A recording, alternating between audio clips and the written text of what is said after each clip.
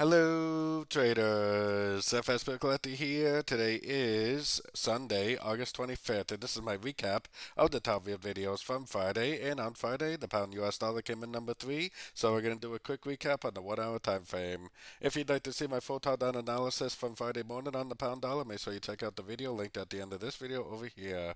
So another extremely good day for trend traders. The entry was technically on Thursday because we had one, two, three waves down. Nice engulfing move to the upside. That's exactly what I'm looking for. Technically, there was probably an entry on like the 15-minute time frame here. One, two, three waves down, impulsive up right before the news. One, two, three waves down, go long. One, two, three waves down, go long. One, two, three waves down.